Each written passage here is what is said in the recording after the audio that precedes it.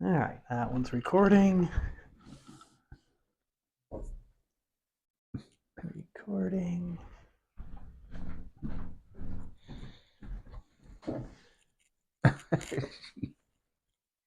And recording. You clown. Yep. You can always delete it.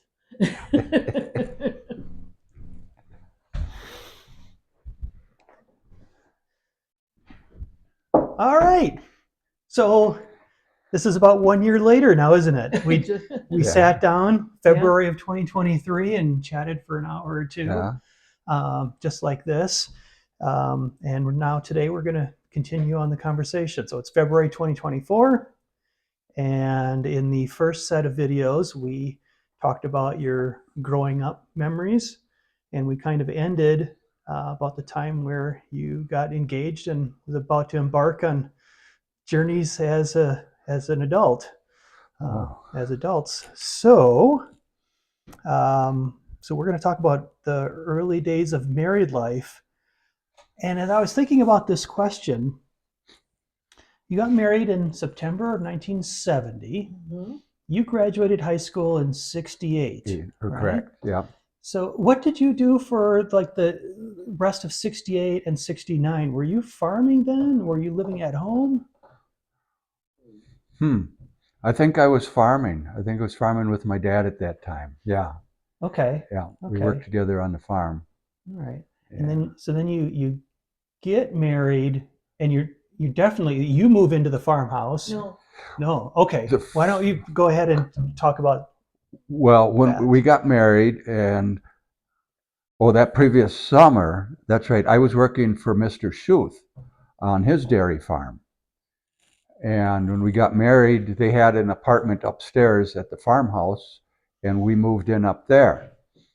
But I really wanted to get back to working with Dad on the farm, so I quit working at Mr. Schuth's, and I think at that time my folks bought a house in Hebron, so they moved down there, and we moved into the farmhouse.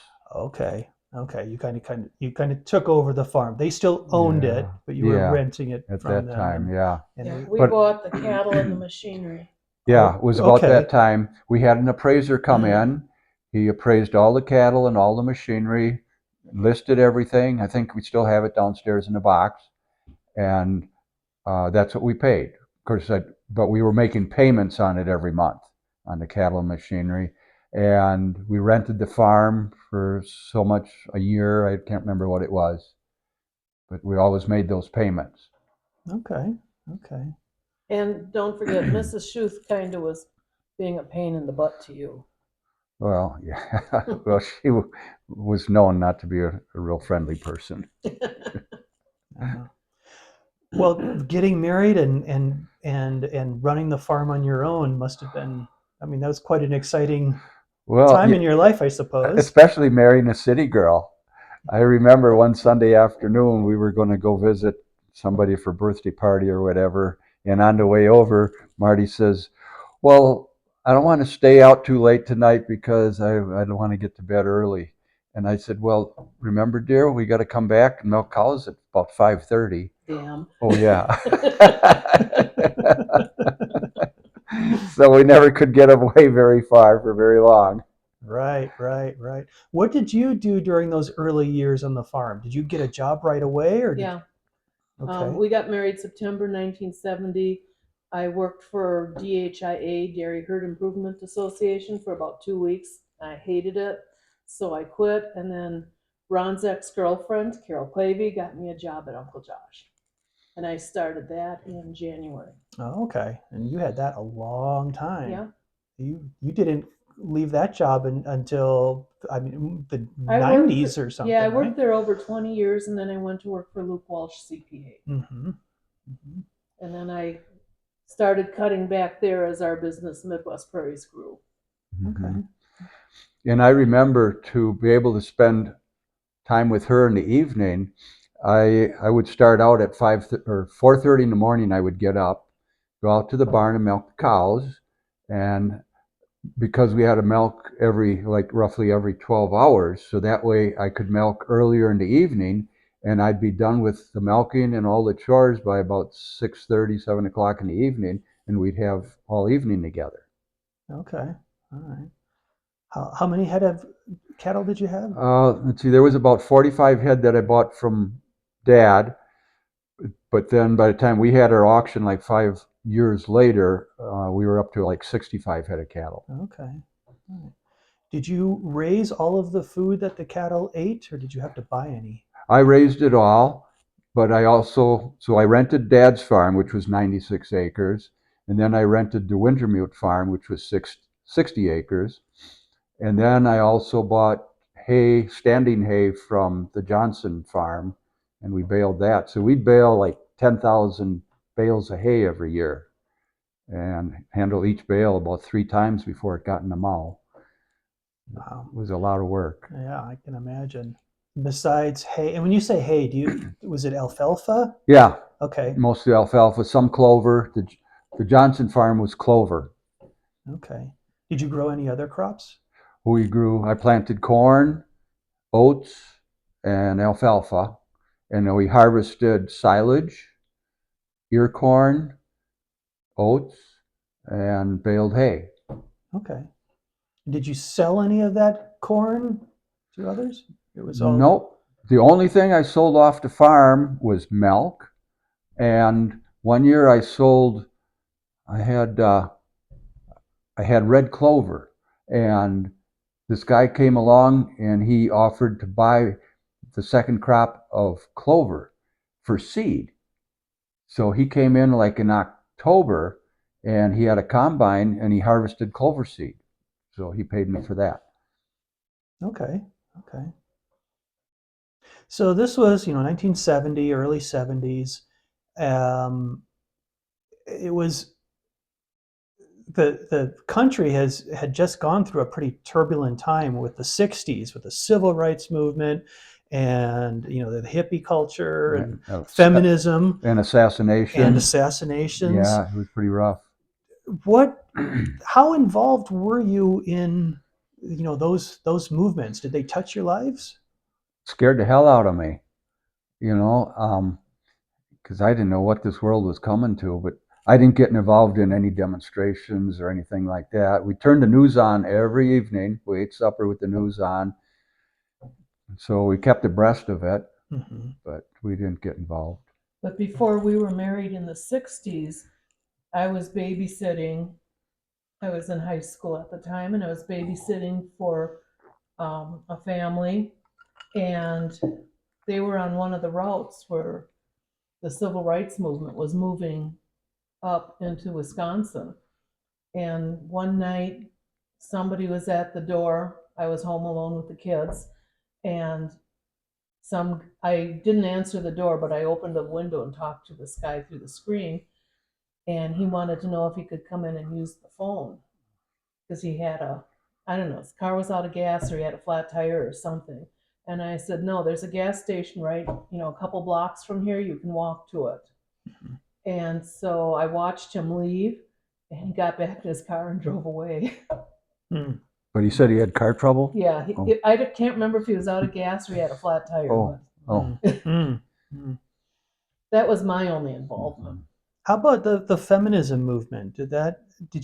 New things were becoming available to you in the 70s that weren't available before? Were you feeling it? Yes, I was very upset because I couldn't get a credit card in my name. I couldn't take out any loans. Nothing was available to me. So then we started out with Dad's cosign for a credit card for me, and then eventually I was able to get my own. Mm-hmm. But yeah, I was very upset by a lot of that. Mm-hmm. The car we had when we got married was a '69 Dodge Charger. It was pretty snazzy at that time. Oh, sure. You didn't like my 1960 Ford Fairlane? The Vietnam War was going on, and the draft was active when you were eligible for the draft. And we were assigned a draft number that corresponded with our age or our birth date. And that was like a lottery system. And so everybody had a number, and my number was low enough or high enough, I can't remember, but I would have been drafted. So being on the farm, what would I do with all the cattle? I had just bought all that. So I joined the National Guard, Wisconsin Army National Guard. So we were married in September. By January, I was sent to basic training down in South Jackson, South Carolina, for 4 months of training. Okay. And then your only commitment after that was what, 1 weekend a month? Correct. 1 weekend a month of drills, and then 2 weeks during the summer. We called it the 2-week toot, where we were sent out of town. And I remember going up to Camp McCoy, and one time up to Brainerd, Minnesota in the wintertime. We did winter camping and what they called skijoring behind a tank in the snow. We all had snow skis, and there was 2 long ropes trailing behind the tank, big ropes. We'd hang on to these ropes and we'd just ski, brace our feet and ski. What skill were they trying to teach you? I don't picture that coming into useful in a battle. They must have thought that we had a war coming up in Siberia or something. Maybe the elves. How did you like the military aspect of things? I didn't like it. I never did like military, and especially the National Guard was like, hurry up and wait. And it's like we didn't really get anything accomplished, any training at the drills that I felt was anything useful. And you were never called up after? I was state activated twice. Once there was a state employees strike. So my unit was sent to Wales, a boys' reform school, and I was sent there with other people in my unit to monitor these boys that were sent there that were naughty boys, whatever. Oh, okay. And I remember kind of a funny incident. I was in the hallway and this one kid comes up to me and he sticks a pencil in my neck, and he says, and he put his arm around my neck like this and stuck a pencil in, and he said, "We're walking out of here." And he said, "Oh, I'm just joking." But you were state activated once during an ice storm when we were living on Kramer Street. Yeah. We had no power at the house, and they take him away from me. So, and it's winter, so we're sitting there without any heat in the house. And yeah, I was sent up to West Bend with my unit, and the ice storm was so bad up there. I remember I was sent out to direct traffic out in the country, and there was a barbed wire fence next to the road, country road, and I walked up to it. I could not touch my fingers putting it around that barbed wire fence. The ice was like that thick. Oh, wow. Wow. And the poles went down. They said they snapped like dynamos. It was the 1st of March, so the frost had just gone out of the ground, meaning the ground was soft, and one pole was leaning a little bit, and because the ground was soft, it leaned more. And when that snapped, it sent a ricochet down the line, and boom, boom, boom, boom, they all went down. Yeah, yeah.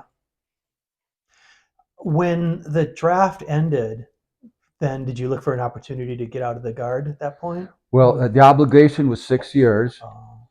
you were in And 7. but yeah, I re-enlisted for one more year. Why did you do that? Well, they begged me.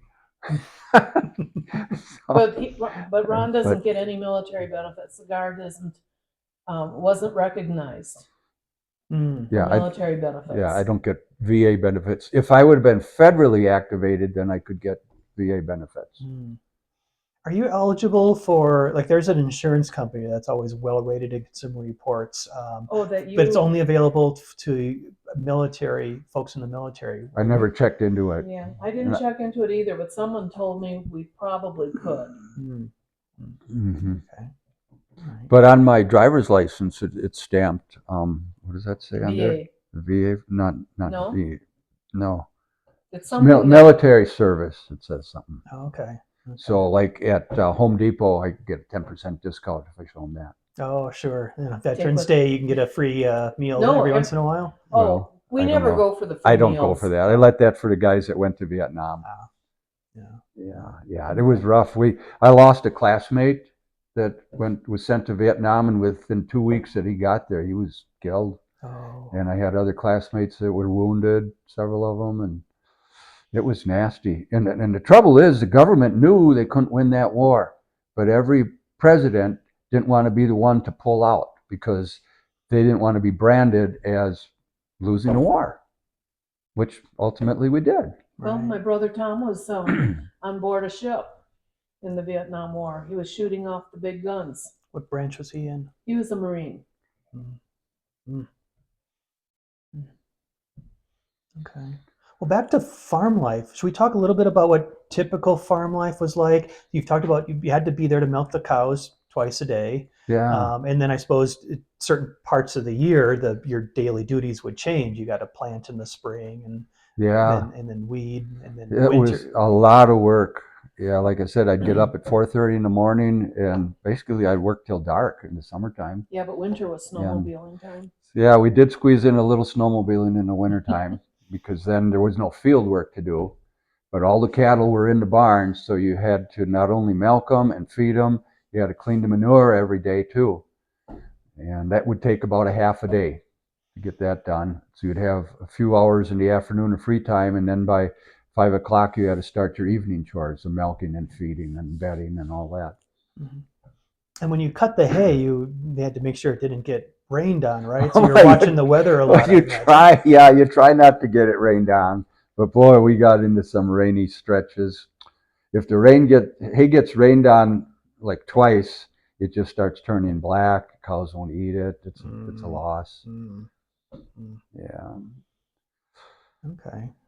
All right. Well, so moving along with farm life, eventually you decided to get away from the farm life. You Yeah. want to talk about that? Well, prices were bad. Farmers were dumping milk in protest to low prices. Shooting The calves. calves, yeah, calves were so worthless that they'd shoot them rather than send them in.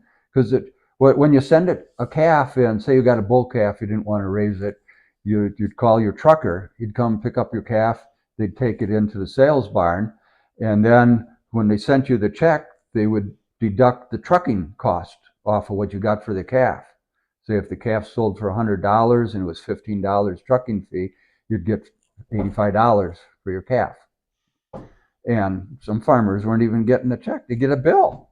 Oh They man. get a bill for trucking. Mm. So that was pretty rough. We raised all the heifer calves. Did we raise any bull calves? We didn't raise any bull calves, just all heifer calves. And that's how my herd grew from 45 up to 65 head of cattle.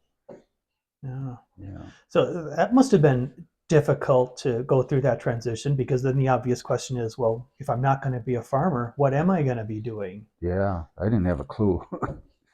So, but I found out I didn't really like milking cows. I thought eventually if I had my own herd, I'd learn to like it, but that just doesn't. It was okay, but it wasn't something I really wanted to do the rest of my life because I didn't want to be tied down to the farm and never really get away on vacations. I wanted to take vacations, see what the West was like, see the ocean, see the mountains, and whatever else was out there. And she liked to travel. Yeah, but because you hired Mike Daynard, we started milking cows 3 times a day to Mm. cover his wages. Yeah, I forgot about that because I had to go away for the 2 week toot in the summertime. Somebody had to take care of the cattle. And Mike Daynard, he was a neighbor farm boy. He was just a little bit younger than me, and he liked to milk cows.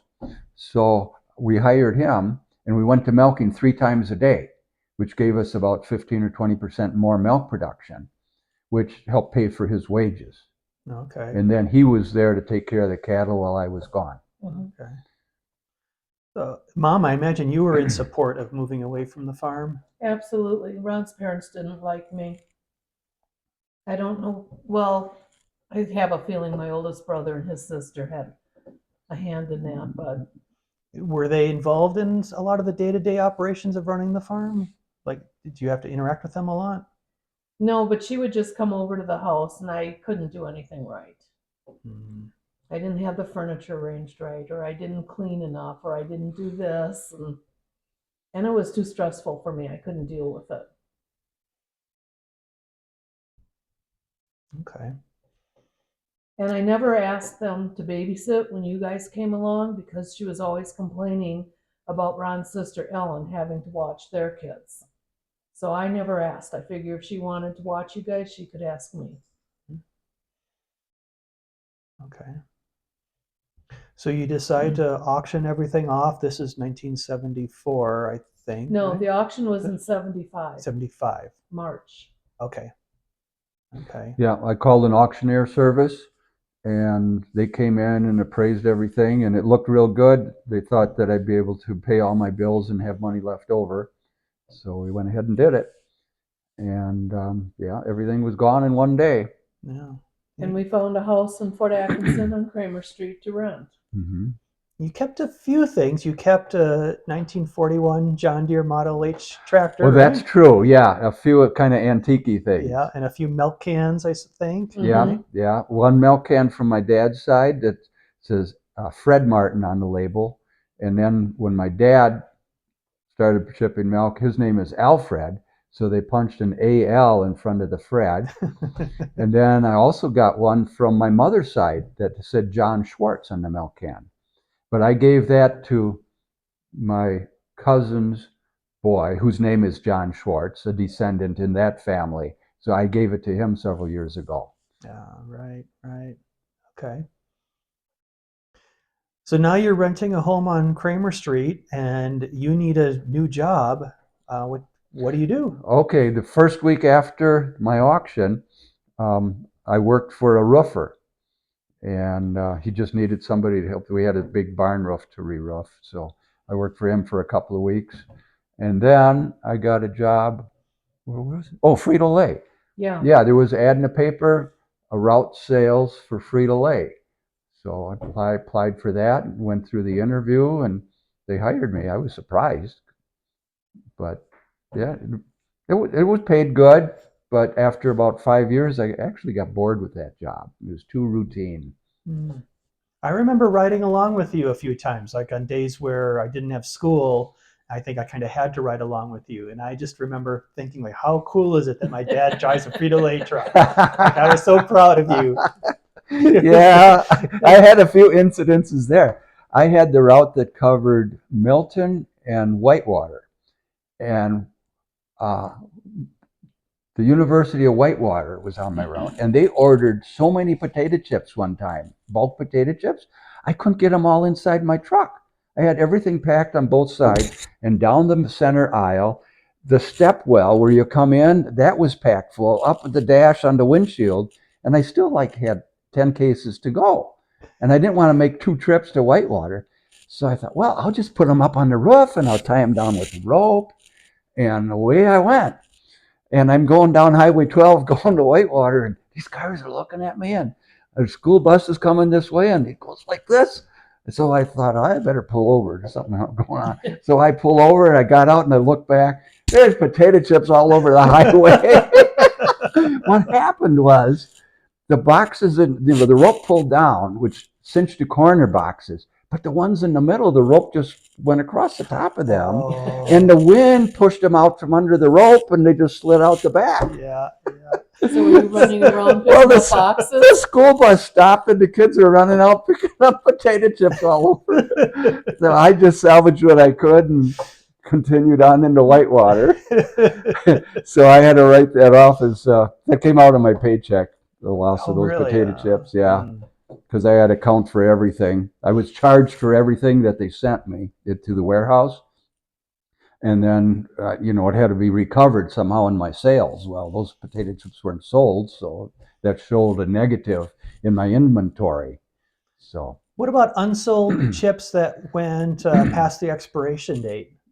oh yeah, it goes past the stale date. So yeah, every time you go to a store, you look at the dates, and anything that is expired or close to being expired, you take it out and replace it with a new one free. So at the end of the week, I had sometimes, a couple cases full of chips that were odds and ends that were left over. And on Wednesdays, I had to route around Lake Koshkonong with the campgrounds. And so I'd take those extra chips along, I put them on the dash, and there was kids riding bikes out there in the summertime and stuff, and I'd throw chips out the window for them. Oh, bud. So it was all going to go in the trash anyway. So I thought, oh, and it didn't take long. These kids would start lining up and waiting for me. And you didn't have to take a paycheck hit for those chips, did you? Well, yeah, well, you're allowed to stale out like up to 1% of your total sales. So I kind of worked it in that way. Oh, okay. Kind of wrote it off. I Mhm. carried on inventory for a while, and then every month I'd add a few more in, you know, got it that way. So Gotcha. I Gotcha. didn't take a big hit. Yeah. Yeah. Yeah. Yeah. But that one time on the Milton Road, we had a blizzard, and Oh, I I got stuck. you got stuck, and you couldn't get out. Yeah. There's a blizzard going on, Yeah. so I had to go. We had to go to Milton to get him. You took the kids along. I had to. You and you come and got me. They Yeah. were too young to be left alone. Yeah. So loaded you two up in the back seat and asked you not to say a word because I really couldn't see very well off the windshield, and I just needed to concentrate. And you Yeah. guys were really good. Yeah, you probably weren't driving a car that was all that great in the snow either. No, Would I that have think- been the Gran Torino? No, I think that was that Impala, Mm. maybe. Do you remember? No, I don't remember. The But you're rear-wheel right. drive was before the front-wheel drives Oh. came in. Yeah. Definitely. Yeah.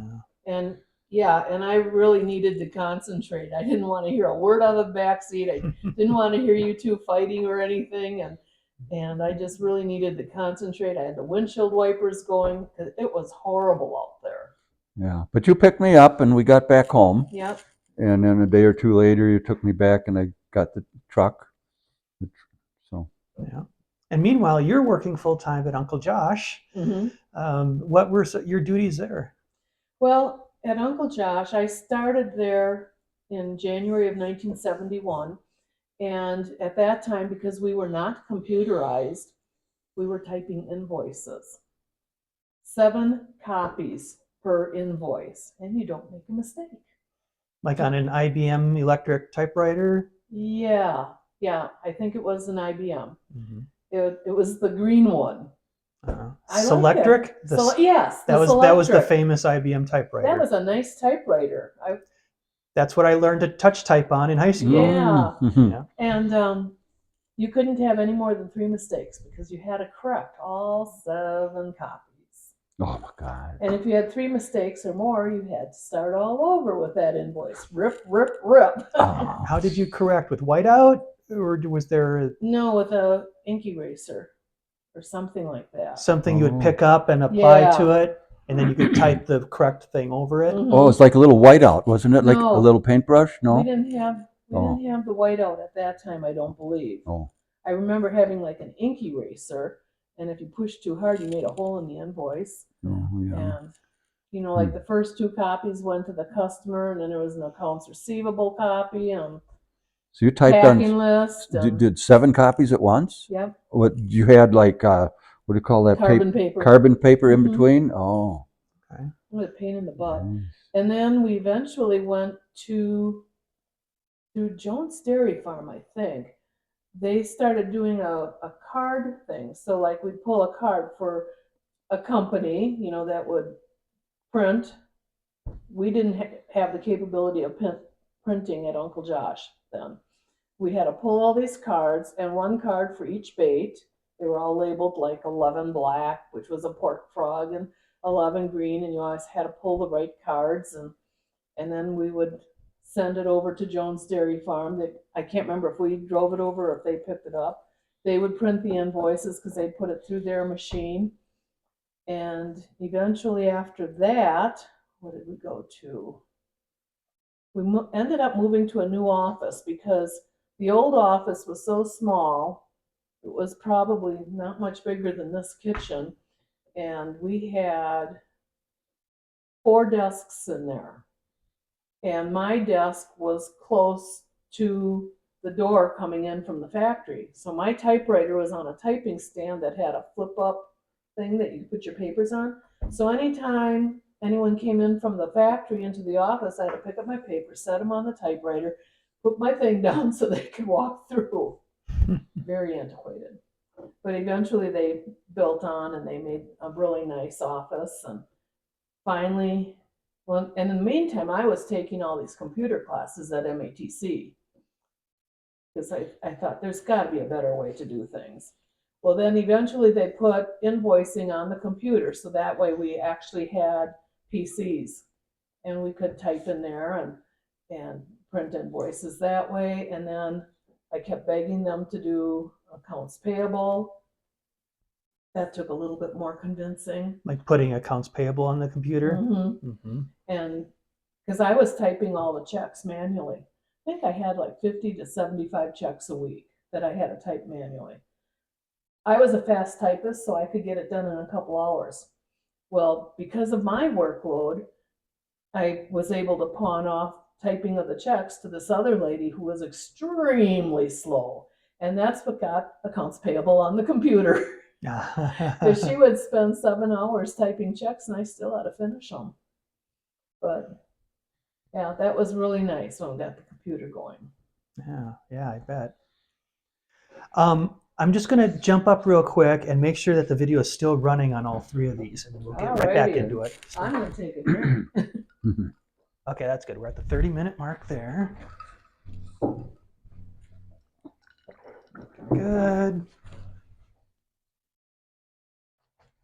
And yeah, we're still good. And the other thing I did at Uncle Josh was, because I had been taking all these computer classes and Excel was one of them, I saw how Darlene was having trouble costing out all of our materials.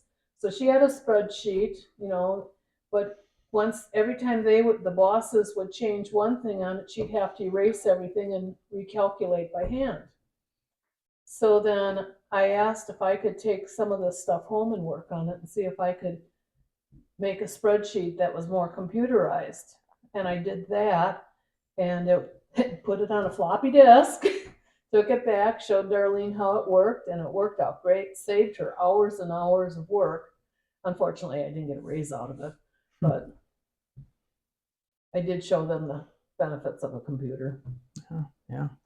I remember walking to where you worked after school. So while I was in grade school, John and I would walk across town and get to your office at about the time when you were ready to, call it a day, and then we would all drive home together. We did that for many years.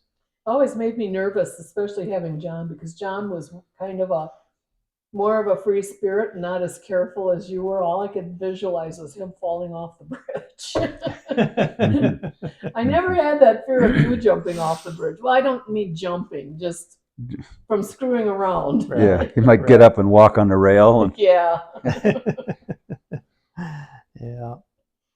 Well, okay, Dad, back to you. So after a few years of Frito-Lay, you said that you got kind of bored. And is that when you moved to Larson's? Yeah, I got hired on at the Larson canning factory in Fort Atkinson. Before that, though, we bought the house out on Minnehaha. Minnehaha? Because you Okay. Interviewed for the job at Larson's when we were living on Minnehaha. Yeah, that would have been about 1977 or so. About that. The house, because there was a big snowstorm of 77 to 78 that winter. Absolutely. And we were at Minnehaha. And that's when he was shoveling the roof. Yeah. Okay. All right. You were a maintenance electrician, is that the title? Yeah, well, I was first hired on in maintenance, but within a few months they asked me if I would like to go to school to enroll in an apprenticeship program to become an industrial electrician. And so I agreed to that, and that was a 4-year course. So I went like for 2 days every month to Madison to learn industrial electrician. And then after 4 years of that, I got my journeyman's license. Okay. All right. Or journeyman card, yeah. The Larson company held the license for me. So I could do all this electrical work with high voltage, like 480 volts in the company, in the plant. But I couldn't, say, like go to a house legally and run wires. I could replace a switch, replace a receptacle, that was legal, but you couldn't actually run new wires legally without being a licensed electrician. Okay. And I remember you worked the night shift for quite a bit of time. I think you would occasionally shift, right, from day shift to night shift. Yeah, in the summer it was a night shift. Okay. Because that's when all the crops were coming in. So starting from May through October, about Thanksgiving time, we'd end. That'd be the end of it. So May till Thanksgiving, night shift.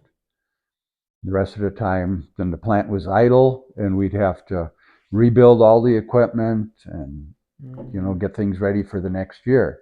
And everything was waterlogged. I mean, the big thing I had to do was working with the electric motors was take them apart every winter, and there might be water damage inside. Bearings might have got wet and get corroded. Put new bearings in, and the gearboxes, change oil. Because a lot of these motors had the electric motor and a gearbox attached right to it that would run, say, a conveyor. So I spent most of the winter doing things like that, and then if there was still time in the spring, maybe updating the electrical switches in a given room, like the canning floor room, put in, say, new disconnects and starters and things like that. Okay. Running new wire, new conduit, and the switch boxes.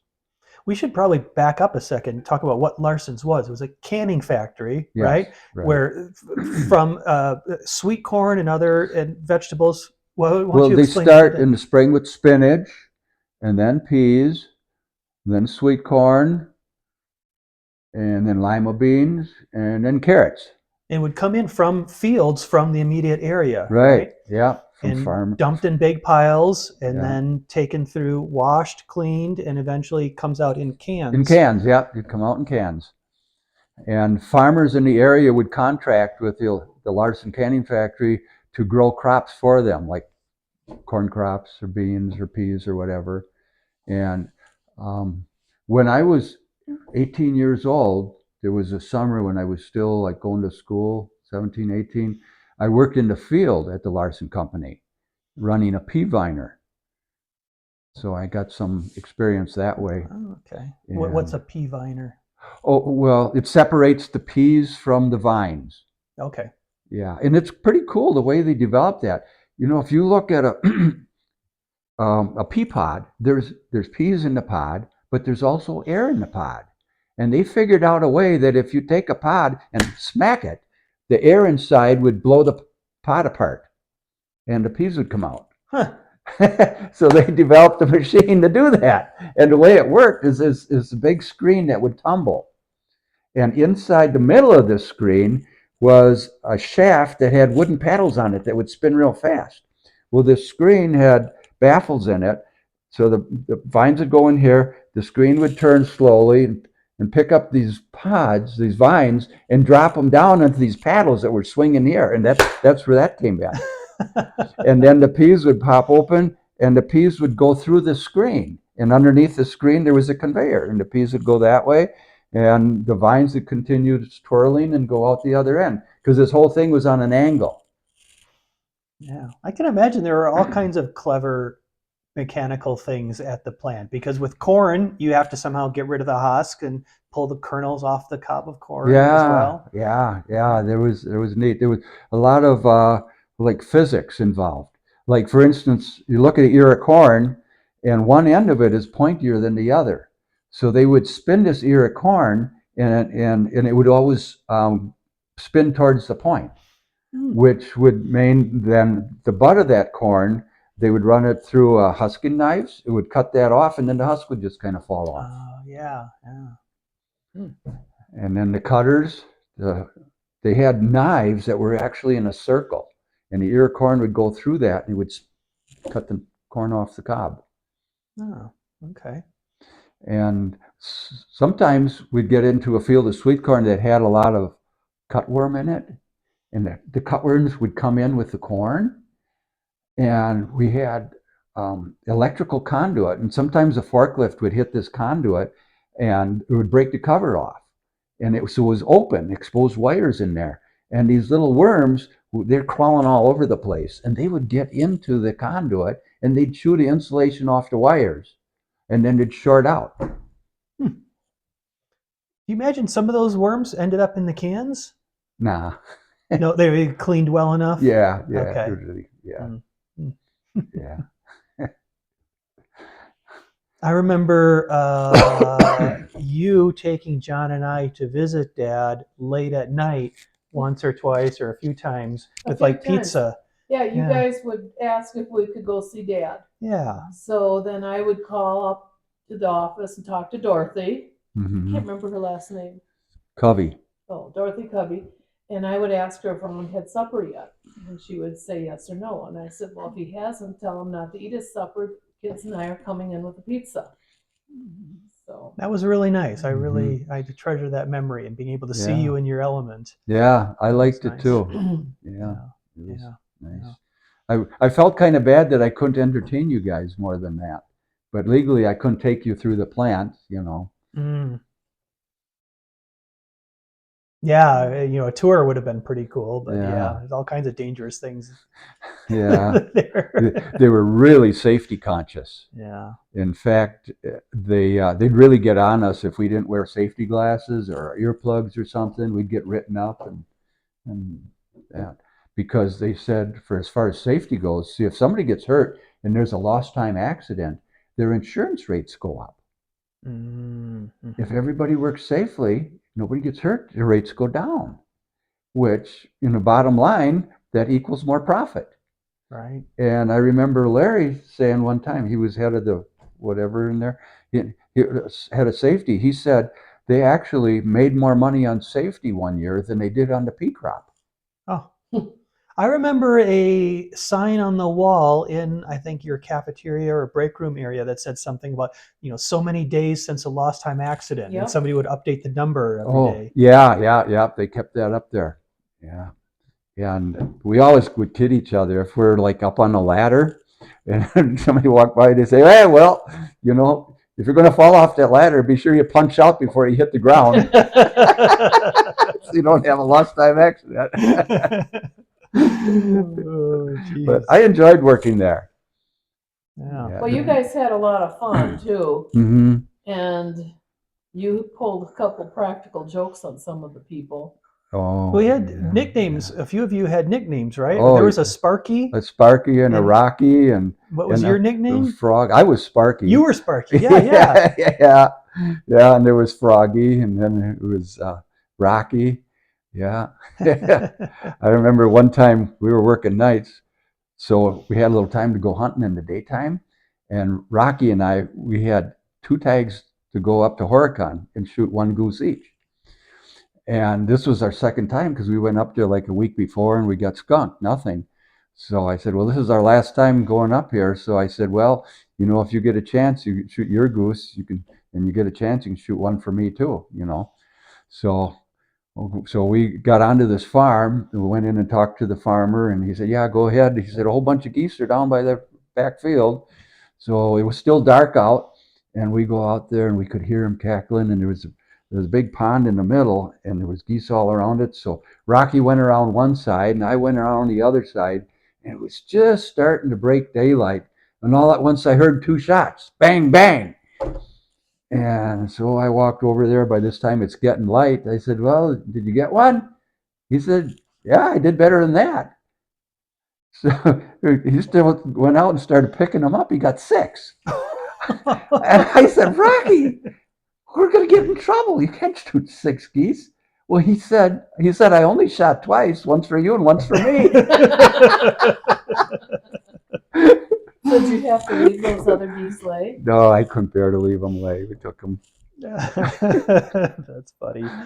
I remember you made your own goose decoys out of, like, I think cardboard, 2 sheets of cardboard, and then you had a way of, they would fold flat while you were Oh, transporting them, and then out in the field you would like yeah, somehow, twist it and then they would come to life. yeah, Yeah, they and become with the wires. three-dimensional, I Yeah, and don't you'd stick remember. them in the field, and you'd have yeah, a field of goose decoys. yeah. That was so much fun setting out all those decoys. I And don't remember that. yeah, you never went goose hunting with me, That's but I think true. maybe Roger did. Yeah, I I remember think you freezing and my butt John. off, having to get up early and Yeah, bored out of my mind probably in the blind. yeah, But yeah, I remember that. yeah, Yeah.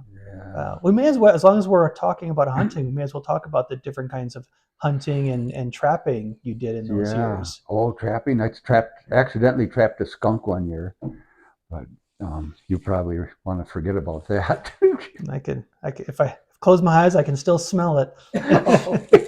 Why don't you tell us that story? Well, I had 4 traps, and I'd trap out by Kramer's Woods and down by the river. It was just walking from our house on Minnehaha, and and I caught like one year I caught maybe 5 raccoons and a mink and a couple of muskrats and this skunk.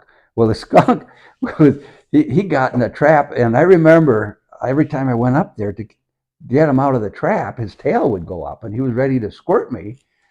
And I remember an old trapper telling me, "Well, if you ever catch a skunk," he said, "you just take it and you fasten a really sharp knife on the end of a long cane pole, and you just go up to him and you just jab him right in the heart, and you'll just lay down and die, and he won't squirt you." I can't believe you believed that. Well, what else could I do? So I did this. I got the gun. I rigged up this knife and a cane pole, and I go out there, and I think you guys are tagging along, and here's the skunk, and oh, his tail is up, and I just closed my eyes and gave him a jab, and whoop, he squirted me right in the face, and I remember going like this. I took my glasses off, and I went like this, and it was all yellow, and like I instantly started choking. Oh. My eyes are watering. I heard you guys scream and run the other way. Took off to home. So I went home and I cleaned up a little bit. And then I went back with a gun and I shot the skunk. And then I figured, well, I smell terrible anyway. I might as well skin him. So I skinned him out and I took the hide and I rolled it up and I put it in an old bread wrapper. And I triple wrapped it. I had 3 like wrappers around it, and I put it in the freezer because all my skins I put in the freezer until it was time to sell them. And then that night for supper, I got ice cream out of there, and your mother says, "How come this ice cream tastes like skunk?" I don't know. We threw it away. So 3 layers of plastic was not enough. yeah. I hated it when he put his animals in the freezer though, because there were times it was an upright freezer, and there was times when I'd go in the freezer to get some meat out, and I'd open up the door and something would flop out with a hand sticking out. And, The tail on the muskrat scared you. well, I think there was raccoons too. And the purpose of the trapping was for their hides, to be able to sell the hides, get a few And bucks. to be able to buy you Christmas presents. Yeah, that year I sold all the hides. I got like $310, which included $3 for the skunk, and we had a great Christmas that year. It all went to Christmas money. Oh. And then hunting, besides geese, you did duck hunting, some deer hunting. Deer hunting, yeah. Oh, by the way, that $310 would be like $1,000 now. And so, yeah, I did some deer hunting. Early on, I never had much luck deer hunting until I started hunting out at Fair Meadows. Then there was a lot of deer out there. I got like 7 deer one year, and every year I'd get a couple deer. But it was overrun with buckthorn. So that first year out at Fair Meadows, after I cut the buckthorn, we got like 50 deer between all of us hunters. And before that, they were only getting like 7 or 10 deer. Now you could see them more easily, huh? Yeah, you'd get 100-yard shots. Before that, you couldn't see a hand in front of your face. Yeah. Okay, so I know we're going to be talking about kids eventually, but maybe we should keep talking about work stuff and kind of see that through through Midwest Prairies. So Larson's, you're working at the canning plant, and then somehow you ended up at Stokely, which is another vegetable processing plant, but they froze their vegetables instead. Right. Yeah, it was a freezer plant. The Stokely packaging plant was built adjacent to Jefferson Cold Storage. So the product was brought in these big 1,000-pound totes, they call them, big cardboard boxes. They're like 5 feet square. And it was stored in that cold storage facility. It's a freezer, big freezer. And then they would bring it out of that plant into our plant, and we would run it through and just package it. Peas, corn, whatever. And we'd run it through a packaging system that would put it in bags or in these little containers where they put a little cheese over it and sell it individual servings of vegetables. And the individual servings were like 3 bites. Yeah, it actually didn't. They went broke after like what 5-6 years. Right. Those were designed to go into the microwave. Yes. Right. And this was Yeah. kind of the early days of the microwave. The microwave had only been around for a few years. Yeah. So they were trying something new, but it ended Yeah. up not being successful. Yeah, it just wasn't successful. I don't know. It was too high priced for what little vegetables you got. Because you'd bring some of those containers home and we were supposed to evaluate them. Hmm. And I said, I wouldn't pay that money for that. Yeah. Yeah, I remember them. They were about Yeah. this big or Yeah. so. Yeah. Yeah. Yeah. And what did you do there? I was in maintenance, so Okay. keep the machines running. And I worked there one summer, I think between my freshman and sophomore year of college. Oh. You helped me get a job there, and Oh, that was that's my right. summer job I don't Yeah. that year. remember And I Yeah. worked full time for June, July, and August. And it was cold in there, wasn't it? Yeah, I wore long underwear every day that summer. Yeah, and no windows, and it was really a dreary place to work, cold and dark. Yeah. I don't Yeah, remember I you didn't- working there. I didn't care for it at all. I didn't care for the management either. Yeah. Well, But- now we can get to the exciting part. Well, you were Yeah. about to say something. Well, but the advantage of that was, number one, I got a pay raise going from Larson's to Stokely. I got a pay raise. Plus, I could get summer vacations. Plus, I didn't have to work as many hours. Mm. I had basically 40 hours a week. Some weeks it was a little more, but so that enabled us to take some Start nice taking vacations. That's actually, while I worked there, is when we were able to go to Japan and Thailand Hmm. during that period. Mm. I saved up my vacations. I had 3 weeks in a row. Well, and I was, for extra money from Uncle Josh, I was hooking worms and sponges for Mhm. fish bait. Mm-hmm. Oh yeah, let's talk about that. And I would bring, and that was just extra money. They don't do that anymore, but Dad always called me a hooker. Well, yeah, we had, for some reason, our living room was in the basement of the Yes. house. That's where our TV was. So every day after we'd eat dinner upstairs, we would tend to go downstairs And hook. and do this thing for extra money. There was these little Yeah. sponges that you'd have to put a 3-pronged hook Yeah. through, and then there were the The worms. worms, like little rubber Then you worms, and you had to thread a Hook through that. hook through that with Mhm. a fishing line attached to it Yeah. that came out the top. And we would get paid I remember like 2 cents for every 2-pack of the worms would be attached to a flat card. Yeah, and then you had to And slip it into a a sleeve, a plastic sleeve, sleeve. Yeah, and I think we Yeah. got 2 cents for each of those. and we saved that money. Also went to pay for our vacations. And Mhm. Why was our living room in the basement? Because we That had a was- living room. we did, but that one was It's all the fish hooks. yeah. We ended up having to throw that couch away because we couldn't get any of the The fish hooks, cushions off. fish hooks got embedded into the cushions because they drop off your lap, and And you sometimes couldn't you get got them. hooked and you couldn't get off the couch. So the living room in those days, you treated it as that was kind of for nice events. Yeah, That wasn't Yes. for everyday hanging out. right. Yeah, you just keep that for company. Yeah. Yeah. And if you had company you didn't like, you could put them downstairs and maybe get stuck to a couch. Yeah, and we had the wood furnace down there too, so I think it was Oh, actually it's a little warmer down warmer. there than upstairs. Yeah, because I remember that one winter was so cold that we couldn't get the upstairs over 60 degrees. Yeah. So we pretty much stayed in the basement. Yeah. Remember the joke about that, about baiting hooks? Yes, I do, and I think it's disgusting, but Well, go ahead. I know you have to say it. Well, you start out baiting these hooks, you would be called an apprentice because you wouldn't be very fast. But as time went on, you got better at it, you became faster, and you became a master baiter.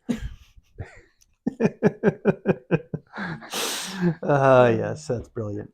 Yes. While I was working at Stokely is when you gave me the book that was titled, remember the book you gave me for Christmas, titled How to Make It in Real Estate When You're Dirt Poor? I read that book from cover to cover, and I reread it and reread it. It made perfect sense to me. And that's when I started buying real estate. Palmyra was the first. And it's actually, what that book said was true, and it worked out. It said, you look at real estate, like you're going to a rummage sale. You look for a rundown house in a good neighborhood. and you look for a motivated seller. The house has been on the market for 6 months. They really want to get the heck out of there. Give them a low ball offer. Give them, 65% of what they're asking for it. And all they can say is no, but 1 in 50 might say yes. And you can pick up this property and clean it up, and instantly you've got, your net worth is up. And I started doing that, and sure enough, it made us a lot of money. By the end of when we bought all this property and everything, we came out with like $400,000 ahead. Yeah, you had a commercial building in Palmyra. Yes. There was And 3 what else did you units have? there, and then we had a duplex in Jefferson and 2 duplexes in Fort Atkinson, which gave us 9 units altogether.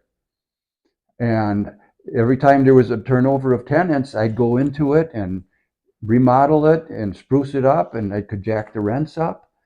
And then we sold them after like 7 or 8 years. We had them. Well, and I And- had taken real estate law, which helped calculate what the selling prices should Yeah. be. And we more than doubled our money. In some cases, I think almost tripled our money on them. I know the Palmyra building, that after like 7 years, that was actually netting me $1,000 a month clear Mm. after paying the mortgage and taxes, insurance, and all that. I was still coming out clear. There was a business, like a martial arts thing on the first floor, and then were there residential apartments above Right? it? Yeah. Yeah. The And it was first right floor, on the main street of Palmyra. Yeah. the first floor used to be a grocery Grocery store. store. So that was a storefront, grocery store. And that was vacant at the time we bought it. See, this lady, her husband died. Her husband died. They had a grocery store in that storefront. And he died, and she just wanted out of there and wanted to move to Florida. And it's been for sale for several months. They were asking $65,000, and we gave her an offer of like 35,000. And she said, yeah, I'll take it if you want to pay the taxes from the first of the year, which was just a few $100. And I knew at that price, the 2 units upstairs made all my payments. So if I could get that storefront rented, it'd be clear. That'd be the profit. And sure enough, within, I think maybe a month or 2, I had that going for like $400 a month. And he was a good tenant. He was still there when I sold it. He was a black guy. He's the one who bought it. He actually, in the end, he bought it. Yeah. And he was well respected in town. And he had a good following, good clientele. I do remember having reservations about renting to him though, because Palmyra predominantly white, and I was worried that he wouldn't be able to make it, but then we decided to let him. Yeah. But Yeah, what did go we at have it. to lose? It was empty. Yeah. It had a nice hardwood floor, and he liked that because Ah. doing the karate stuff, the wooden floor was the best. Yeah.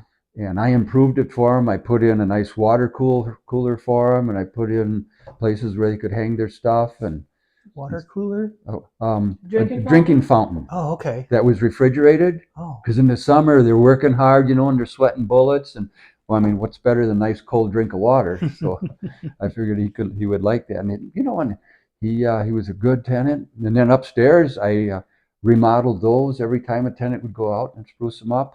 And there in the hallway I put in a coin-operated washer and dryer. Remember that? Mm-hmm. And that made us money because Rick had 2 tenants right across the hall, 2 apartments. Your brother? My brother, yeah. So there was 4 apartments that could make use of this washer and dryer. Oh. And I recall, related to this real estate, you ended up, and we'll back up, you can tell the story, you ended up getting invited to the signing of some legislation to help landlords because of a bad experience you had had. Yeah. In the city of Fort Atkinson, I had tenants that got behind. Oh, Marty's getting it now, the pen and that.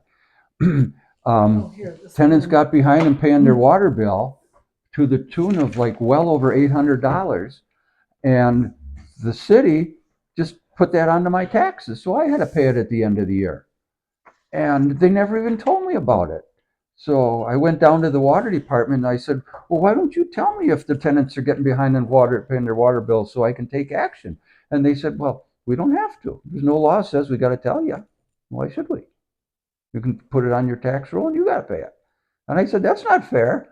So I got together, we actually started an apartment association in Fort Atkinson called Rock River Apartment Association. And we teamed up with the Wisconsin Apartment Association and talked to them. And they said, yeah, other people have the same problem. So we went to Madison, talked to some legislators, and I was on the phone a lot with legislators, and I was up till midnight writing letters. Mhm. And after about a year and a half, our governor, Tommy Thompson, signed it into law that utilities have to notify the landlord when the tenants get behind, so we can take corrective action. And then he gave me that pen that's right there. It's got his name on it, Tommy Thompson. Ah, yeah. And there's a write-up in the paper complimenting me for getting that group going and getting the laws changed. Yeah. So I went to Senate hearings where the senators were there, and I went up to the podium and I told them my story. And Didn't somebody make the comment though that if the senators were like sleeping and when you got up there to talk, you woke them up? oh yeah, because I was hot. I said, we're supposed to provide affordable housing for these people. And I put my blood, sweat, and tears into these places, working a full-time job, and then working every weekend and after work improving these places. And then these tenants come in and they don't pay their water bill, and then the city sticks me for it. I said, that's money that I could use to improve these places. I said, it don't make sense. It's not even fair.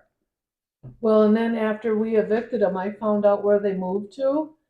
And so we called up the water department, gave them where they're living, but they didn't care because we had to pay it. Well, and what's more, when I cashed the last rent check from this one that stuck me with over $800 in back water bills, I took it right to the bank, to their bank, and cashed their check, the rent check right away. And by mistake, the teller gave me a printout of the balance of their checking account. And they had like $1,500 in their checking account yet after my check was paid. Oh. So they had money to pay, but they wouldn't. Hmm. And they were actually taking in laundry. All their friends were bringing in their laundry and stuff and relatives. That's why the water bill got so high. Wow. So it was an interesting time. Yeah, yeah. Okay, I think this is a good time to take a quick break. Okay.